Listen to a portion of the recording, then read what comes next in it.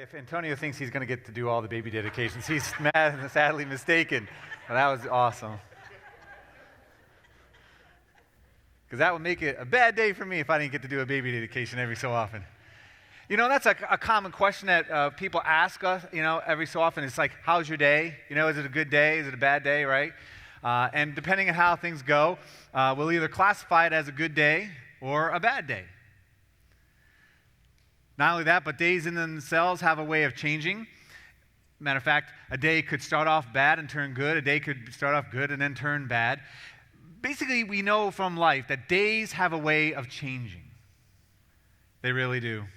This is so much a fact of life that there are skits that are often performed as a result of this. Comedy duos will often do that. Sometimes it's one guy, sometimes they'll have two guys will come up and one guy will say, "So how was your day, Bob?" And he'll say, "Well, my wife found this old painting in our attic, and she's so excited about it, and so she's going to put it up in a prominent place in our house to display it." And he goes, "Well, that's good."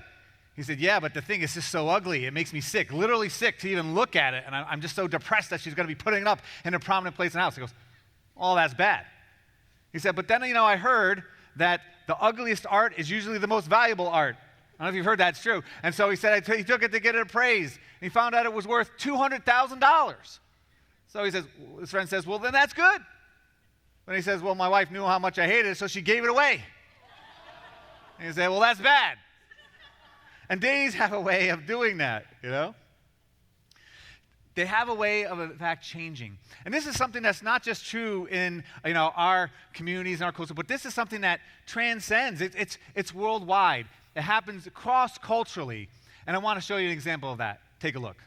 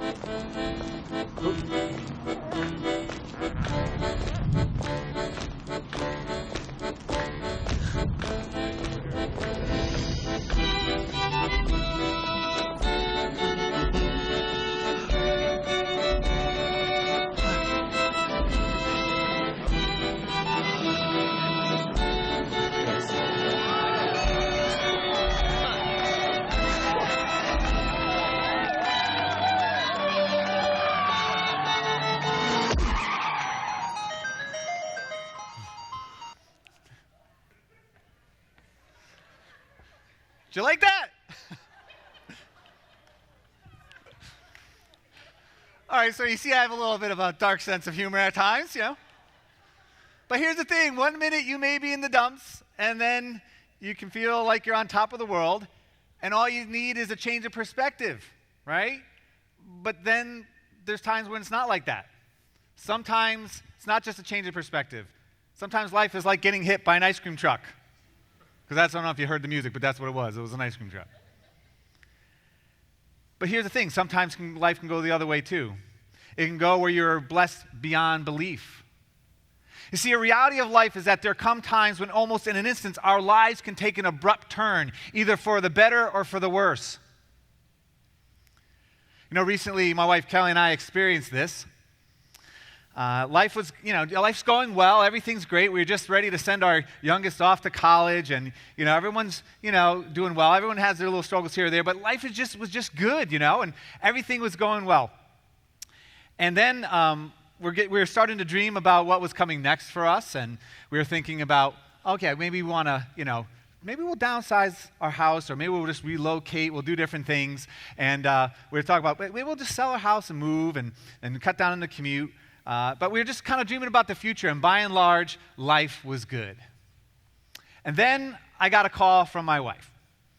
And I could hear that she was calling from the car, which was odd because she does travel a lot for work, but usually it was like just internationally or different places.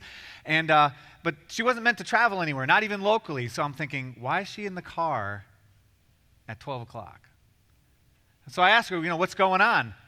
And she just said, my job was eliminated. And right then and there, our life took an abrupt turn. In an instant, everything changed. She was out of a job for the first time, I think, ever. And she never had her job eliminated like that. It's always been a rock and a stable part in our lives. Our health insurance is through her job, and it was going to cost us thousands of dollars per month if she didn't find a job quickly. We realized that.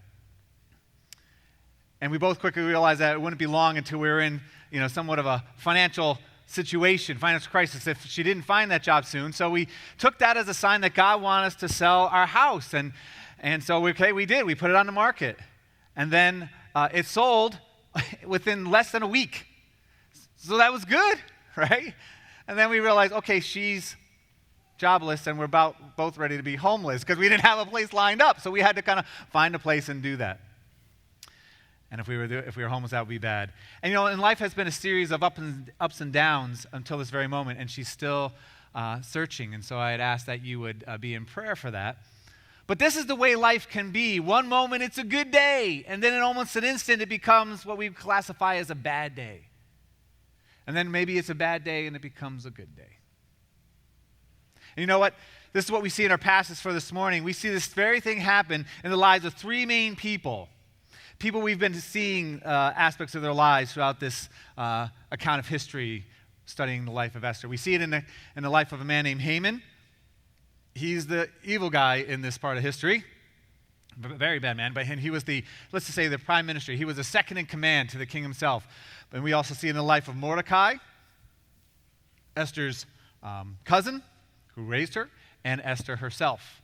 And we see that they all had really different days, and we're coming to chapters 6 and 7 in the book of Esther. We're going to read those two chapters together, and we're kind of going to look at different parts as we go through it. And the story really now picks up speed, and the turn of events just go pretty quick, and the whole thing is somewhat ironic. I think it's somewhat funny, because of just what happens. But each person's life takes an abrupt turn, and it's all pretty incredible. But what's amazing is that all this that we're about to read is true. It all really happened. This is something that we see that took place, and even more than that, it's through these events that God wants to teach us an invaluable lesson for our lives, so I hope that you're ready. We're going to go to chapter 6 in the book of Esther, and as we do, let me just set the stage for you where we are to this point, especially if you're just kind of jumping into this message series. So you had the King Xerxes, and Esther was queen, and we had Haman second in command. And Haman, the prime minister here, he had determined in his heart to exterminate all of the Jewish people living in the Persian Empire. And he tricked King Xerxes into giving him permission to do so. Yet what Haman didn't know was that the queen was Jewish. Esther was Jewish. In fact, he didn't know that, and the king himself didn't even know it because Esther kept her nationality a secret, even from the king. And so what happens is after getting permission to destroy the Jewish people, Haman sent out a decree announcing the destructions of the Jewish people which was to take place in 12 months. So they had to go through month after month of this agony of just knowing that people were given free rein to kill anybody who was Jewish throughout the kingdom. Upon hearing this news, Mordecai, the royal official to the king, but more importantly, again, Esther's cousin, he gave word to Esther about this evil plan, and he urged her to take action by going to the king and pleading for their lives. And yet there was a problem with that. Anyone who went to the king without being summoned would be put to death. That was the law, unless he spared your life. And as we learned, when Esther takes that step, they choose to fast for 3 days and pray, and she puts on her garments and she goes before the king unannounced. And he spares her life. And he also says that whatever she wanted, he would grant it. Even up to half the kingdom, he would give it to her. And so what does Esther ask for in that moment? She asks for the king and Haman to come to a banquet. And so they do. And at the banquet, the king says to Esther again, whatever you want, even up to half the kingdom, I'll give it to you. What is your request? And you know what she asks then? Come to a second banquet. And this is where we find ourselves in this occasion. They're at the second banquet. But before all this, on his way home from the first banquet, we see that Haman had to pass by Mordecai. And Mordecai didn't bow down to Haman. Everyone else did. It was kind of commanded, but Mordecai didn't do it because of his faith, because that would have been seen as an act of worship. And Mordecai said he only worships to God. This made Haman burn with anger, but he kept himself in control at the moment. But see, because he just had this banquet, he thought, man, I'm the only one who was invited to this banquet. He didn't know what was happening. He didn't know Esther's plan. He's thinking, this is a great day. But then he passes by Mordecai and is like, this guy won't bow down before me. So that wasn't good for him. But then Haman goes home, and he goes to boast about all his wealth, his power and privilege. And though the text doesn't really say it, I'm sure his wife and his friends probably said, well, that's good.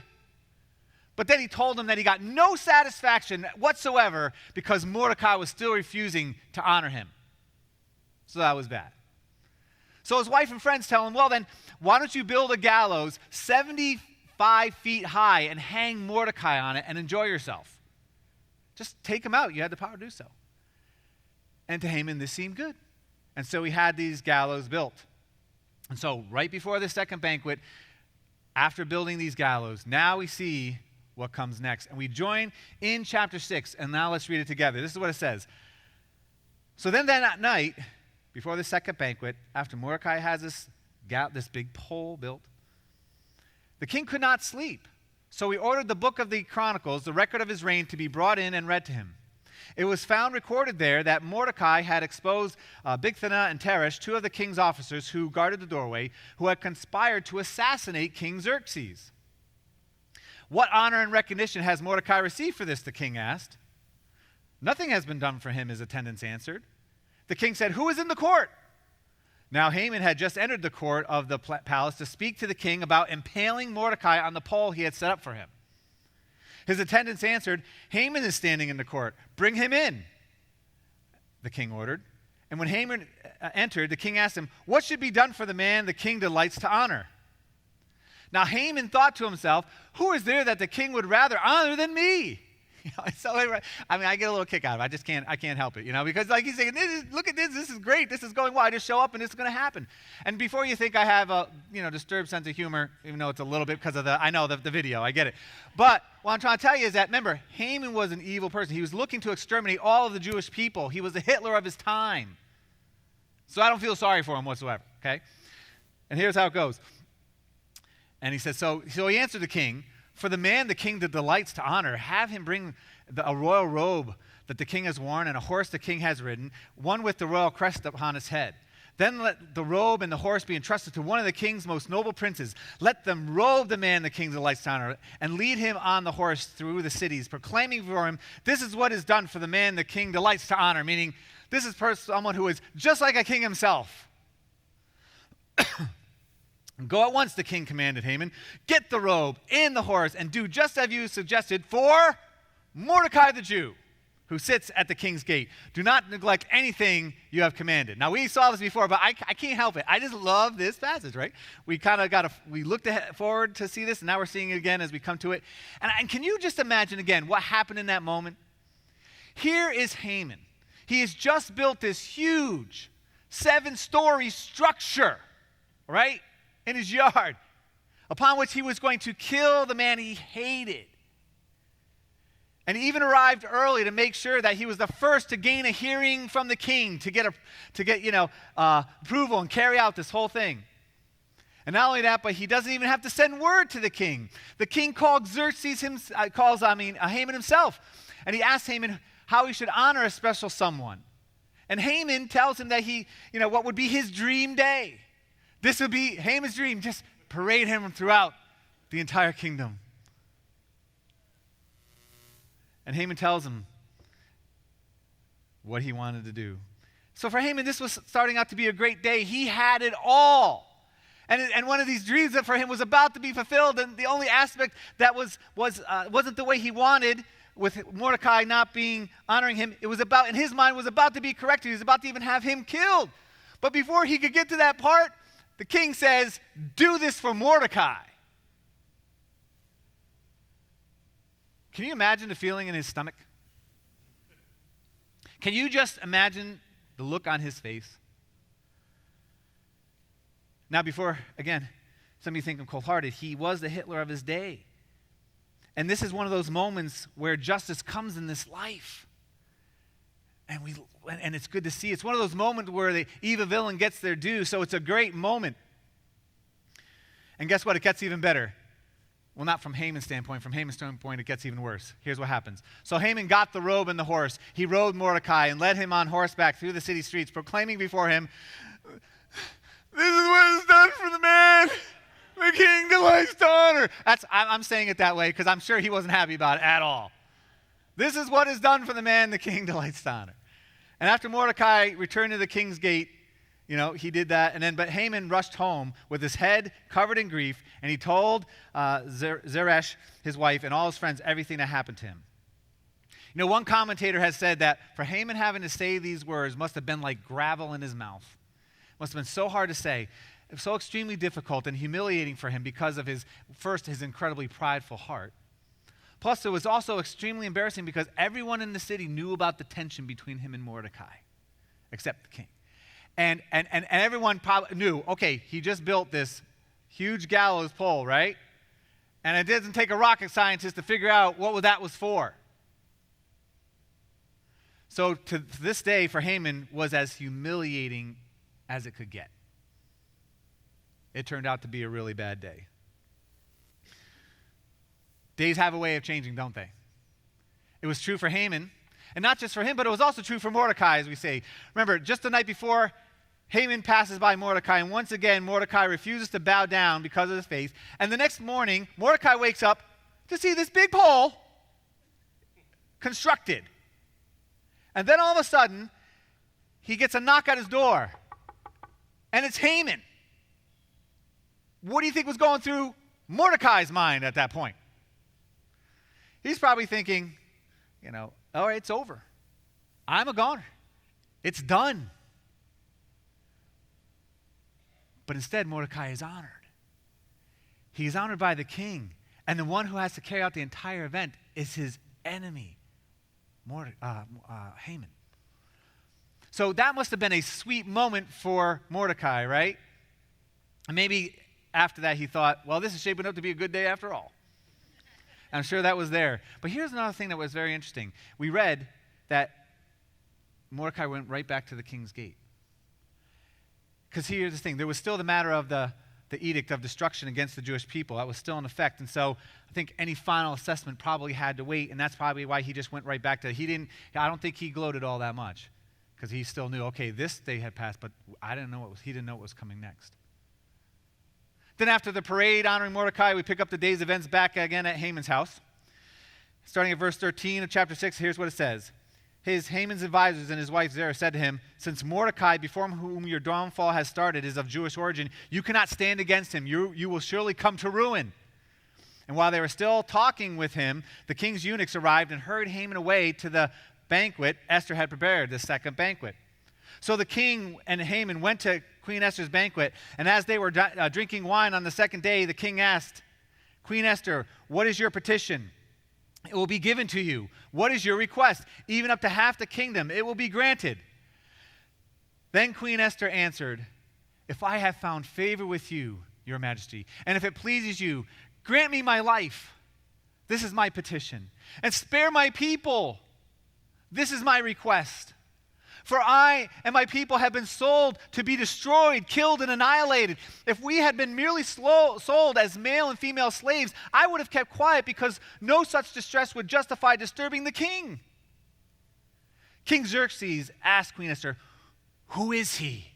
Where is he, the man who has dared to do such a thing? And Esther said, an adversary, an enemy, is this vile Haman. What a moment. Then Haman was terrified before the king and queen. The king got up in rage and left his wine and went out into the palace garden. But Haman, realizing that the king had already decided his fate, stayed behind to beg Queen Esther for his life. And just as the king returned from the palace garden to the banquet hall, Haman was falling on the couch where Esther was reclining. The king exclaimed, will he even molest the queen while she is with me in the house? The king was finding even more reason just to take out Haman. And as soon as word left the king's mouth, they covered Haman's face. Then Harbona, one of the king's eunuchs attending the king, said, hey, a pole reaching to height of 50 cubits stands by Haman's house. He had set it up for Mordecai, who spoke up to help the king. So the king said, impale him on it. So they impaled Haman on the pole he had set up for Mordecai. Then the king's fury subsided. I know it's a little brutal for our day, but that's what happened. Days have a way of changing. Haman's day went from bad to worse, and then from worse to complete downfall, leading to the very loss of his life. One day he's on top of it all, and then in an instant it's all over. Mordecai's day was just the opposite. It went from what appeared to be total ruin and death knocking at his door to being a high point. And as we'll see, it gets even better for him after that. And what about Esther? Well, for Esther, she went from having an extremely uncertain day to knowing that it would turn out all right, maybe, because it was still that edict that had been put out. You see, and for Esther, here's what happened. Even though the king spared her life when she came to him, and even though he offered that promise out at the first banquet, she still ran the risk of him changing his mind.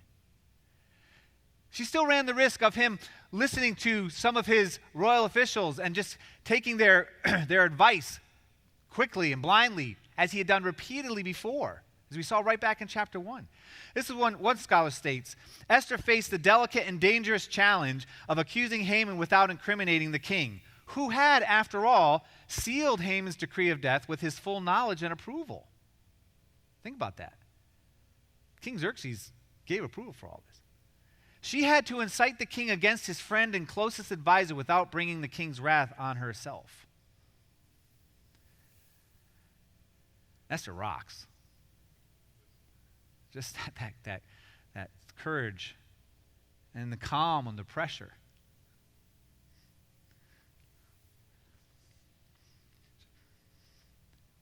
She reminds me of my wife. Calm under pressure. Cool as a cucumber. You can't rock her. See, for Esther, life didn't look good. And then the next day went well when she went to the king. But then what about the next one and next one? Esther didn't know how her day would turn out, but then it didn't. Eventually, it didn't turn out good. Turned out to be a good day. So here's the thing. As we look at Haman's day, Mordecai's day, and Esther's day, we see that each of them was very different from the other. And here's how we're going to get to this main lesson. You ready? Haman's day started out great. Couldn't have ended worse. Mordecai's looked as though his life was over. Turned out to be a high point. Esther's day is many like our days. We don't know how things are going to turn out. And it looks like it's going to turn out great, but you're still not sure. This is what's clear. Yet what's also clear is that none of them knew how their day was going to turn out. None of them. And they couldn't even go based upon the outward circumstances of their lives to know how it was going to turn out. Are you catching that? And this is important because life is often this way. Our lives can seem like nothing is going right, and then all of a sudden, there's a breakthrough. But along with this, our lives could be going great, and then all of a sudden, before you know it, you get hit by an ice cream truck. And then there are those moments when we are facing uncertain times where our future is hanging in the balance and we aren't sure how everything's going to turn out. And this can be very unnerving because you can't always tell by the outward circumstances. And we want to have good days, right? We want it to turn out good in the end. We want to identify with a Mordecai and an Esther and not a Haman. We want that. We want an Esther, that's a good thing. An Esther and Mordecai day. We'll call it an Esther-kai day, okay? That's a new term. Or we don't want to have a Haman day, right? How can we know? Can we know? Can we have a good idea what kind of day we're headed for? The answer is yes. Hopefully a lot of you are going, whew. The answer is yes. And we discover it by looking at the difference between what led to the outcome that Haman experienced as compared to Mordecai and Esther. And do you know what the difference was? You know what the main difference was that led to those different outcomes? It's where they put their trust. It's where they put their trust. Haman put his trust in wealth, in power, in political maneuvering, and in a false religion, and in himself. Mordecai and Esther placed their trust in God, and God alone. And here's the thing. If our ultimate trust is in God, then no matter what you're facing right now, no matter how desperate your life may seem, no matter how depressing it may be, no matter how unsure it may be, there is always reason to hope because God can change it all, and He can do it in an instant. Yet if your ultimate trust is not in God, no matter how good your life may be, don't think that you can't have a really bad day. And if you say, well, it's already been bad, don't think it can't get worse. Mm-hmm. Days have a way of changing. And outward circumstances are no sure indication of how it's all going to turn out. And this fact can cause you to be uneasy and despair, or it can cause you to live with excitement and be filled with hope. And the only difference is where you place your trust. If our ultimate trust is in ourselves or anything other than God, then no matter what happening around us, we are open, susceptible to having a Haman day. But if our ultimate trust is in God, then we can know that we are more likely headed for a Mordecai or Esther day. And we also know forward because the edict will be overturned, okay? And we know this because the entire turn of events in each of their lives was the result of the invisible and all-powerful hand of God in this.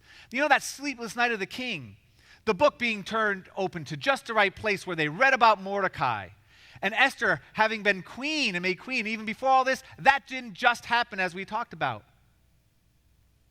God was the one who was in control.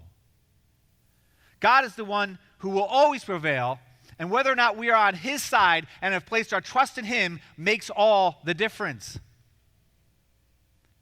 Now, in saying this, I don't want to give the impression that this means that if our ultimate trust is in God, that we won't experience difficulties and trials in this life or that evil people won't prosper. I'm not going to say that at all because it's not true. In the book of Esther, we also see it. We see that both Mordecai and Esther experienced trials and Haman and other people prospered for a while. That's just life. And having our ultimate trust in God doesn't mean that we're going to live a carefree life here on earth. But what it does mean is that in the end, whether the end is the conclusion of some series of events of this life or really the end of life itself, when we die and stand before God, if our ultimate trust is in God, we will come out on the winning end. We will come out on top, guaranteed. Justice will prevail. Good will triumph. In other words, when all is said and done, in the end, we are going to have a good day. We're going to have a good day.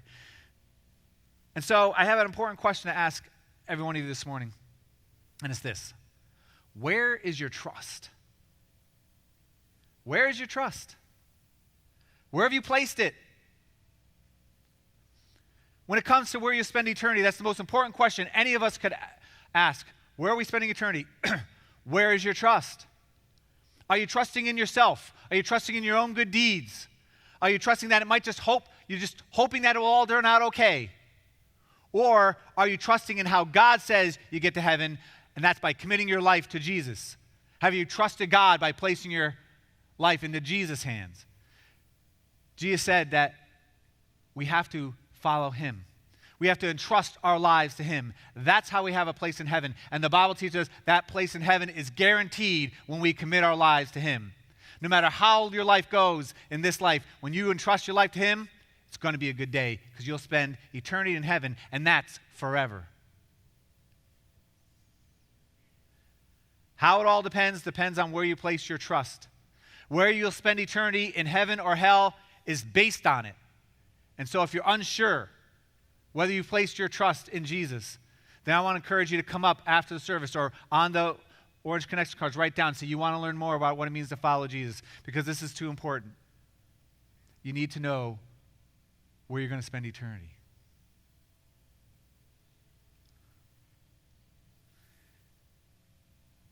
You know, the same is true when it comes to the days we experience in this life. Where we place our trust makes all the difference. It's true, there will be times when we experience difficulties, tragedies, and injustice, because Jesus told us, in this world, we will have trouble. But here's what he also said. Here's what he added to it. He said, in this world you will have trouble, but take heart, I have overcome the world.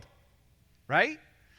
All of us will face troubles, but when we trust Jesus, we can take heart, because we know we will be okay. We can know that. Or to put it this way, when we trust Jesus, in the end, it's going to be a good day, both in this life and in eternity.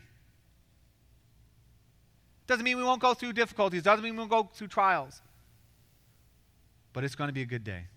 And we need to place our trust in him and not in anyone else or anything.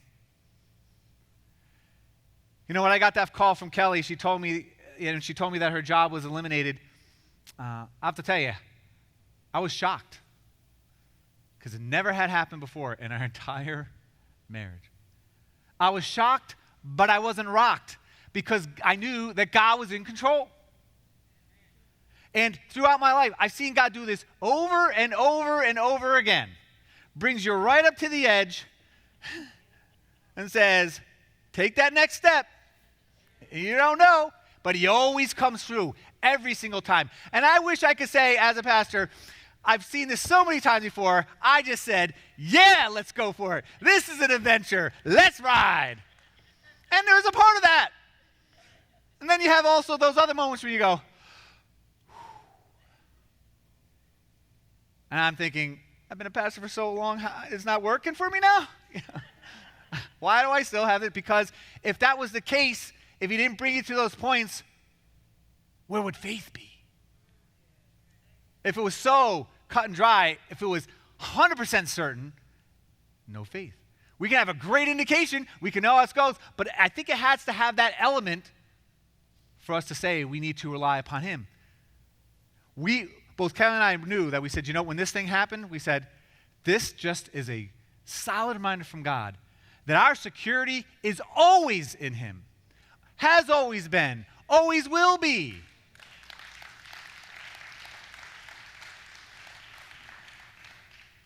So we know it's going to be okay. And Kelly is applying to other jobs. She has 5 grades, all local. Don't worry, we're all local. And and we know that God has clearly called us to Georgia and to the bridge. This is what we do know. The rest of our future, it's uncertain. And I have to tell you, there are times when we need to take that deep breath. But we know that as long as we continue to trust God, even though there will be ups and downs, when the dust settles, it's going to be a good day. It's going to be a good day. And so I want to make sure, are you catching this? Are you hearing this morning? How it matters where your trust is? I certainly hope so. I hope you're catching this, because I have some news for us as a church. Okay? You don't have to have been here long to know that God has been at work here at the bridge throughout its history, and especially in these last 2 years. Not only that, but the next 2 years have the potential of being two of the most positive, history-making, life-changing years in the life of our church. You'll see some people wearing, it's going to be an amazing time. You're going to see some people wearing these shirts, Oxygen. You're going to hear more about that. Some people heard about it last night. Others of you are going to hear about it more. We're unfolding this out as we can in a responsible and good fashion. We want everyone to know about this exciting vision that God has given, and we have the faith in knowing that God's going to do some amazing things. And each of you is a valued and important part of that. So we can't wait to share that with you. And it's exciting and it's good. And I don't know if you sensed it, but even this morning, people were just even more excited because we know what God can do. But what some of you don't know, because I get to see things, is that about a week ago, I got news that the month of July was a difficult month for us financially. We keep it real here. And I look at that and I see our cash balance surplus going. And it's putting us at the verge of, can I send that rent check? Can I, will we make payroll?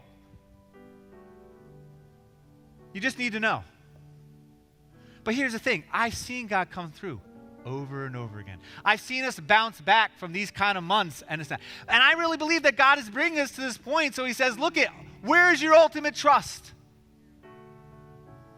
Because it's not guaranteed. We are coming close to an amazing time in our history, something where we're going to want to look back at. We're going to look back and say, I am so glad that we are part of it. I'm so glad that I didn't get offended and walk away. I'm so glad that I stuck it out after all these years. I'm so glad that, I was here for such a time as this. We're going to want to be there for a part of it.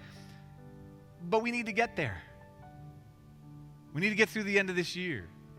In other words, we have the potential as a church to either have a Haman day or a Mordecai and Esther day. And on one level, I don't know what's going to take place. But what I do know is this: it'll all depend upon our trust on God. And the good news is that what I see happening, I see that. And I have faith that's going to be a good day. It's going to be a good day. See, I don't believe it's a coincidence that we're in this message series and came to this message at this time in the life of our church. It's not a coincidence. I didn't plan it. It's not great planning, Pastor. Way to coordinate that. We had planned this series long before. And I had laid out these messages in the passages we come to long before this. God had this moment. We are in the series for such a time as this, and in this message right now, for such a time as this. This is the moment. This is the moment for us. I believe God is calling all of us who call the Bridge our church home a question, and it's this: where are we going to place our trust? God wants to write an amazing, true story through us, continued. It's been amazing up to this point, and he wants to do something phenomenal, something that we haven't even conceived of yet, something that he wants to reveal through all of you. It's going to come from us coming together. But he's asking us to trust him. Will we trust him? He's asking us to take steps of faith like Mordecai and Esther did. We're to do what God calls us to do and trust that he will come through. And it means that we're going to do certain things, and I'll go through them quickly, and then we're going to just close together. It means that we're going to seek him through prayer and fasting like they did, through worship and through the study of his word. It means that we're going to connect with one another in consistent and committed ways. We're not when it's just, we can get around to it, but when we want to, we'll be there, going to events, being in a small group, connecting with one another, making those calls. Not letting little offenses come out. If you put your trust in me, in Antonio, or anybody else here in the leadership, we will let you down. We will make mistakes. You may have needed to get a call and you didn't get a call. You may should have been asked for to volunteer in an area, and maybe we missed that. Don't let it stop you.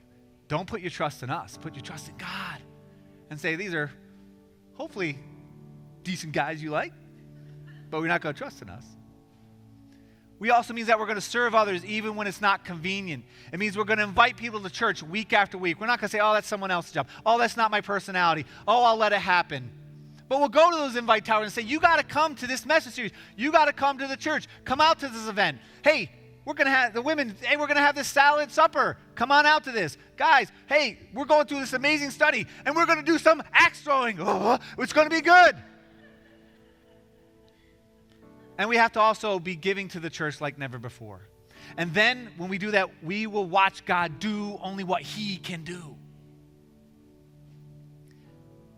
Days has a way of changing. And what lies before the bridge is either a bad day or a really, really good day. And again, what will make the difference? It's where we place our trust. So I just want to encourage all of us.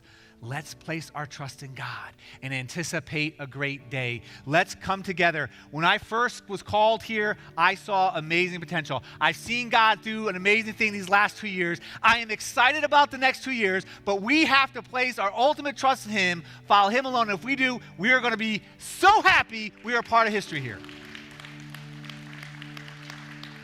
You are here for such a time as this. Do you believe it? I can't hear you. You are here for such a time as this. God is going to write history, and I can't wait to be a part of it. I hope you will too.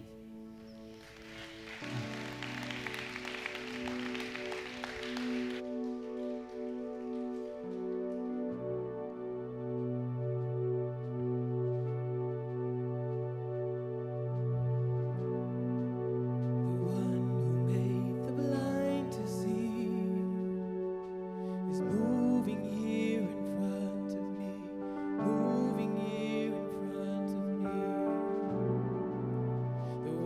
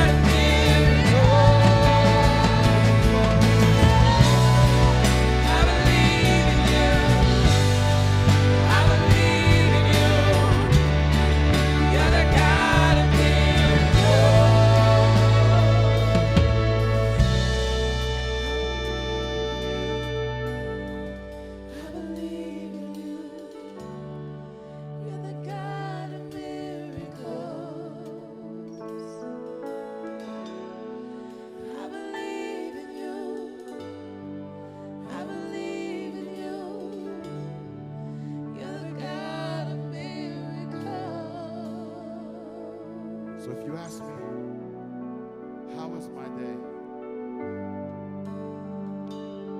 And I just don't know, not sure, I think my answer would be I'm having a trusting day.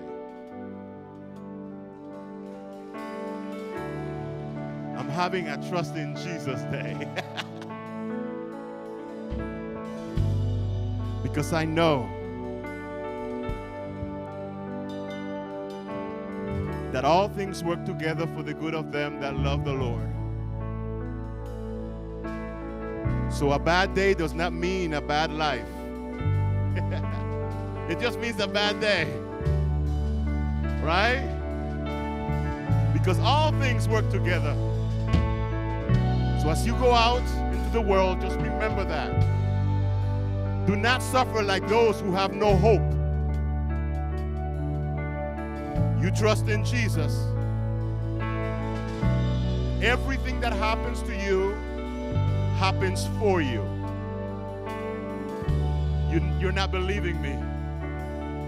I said everything that happens to you happens for you. That's what the Bible says. Hallelujah. So go out into the world, be the bridge, be that light. And when people ask you what kind of day you're having, tell them I'm having a trust in Jesus day. And I'm going to take that to the bank. I'm having a trust in Jesus day.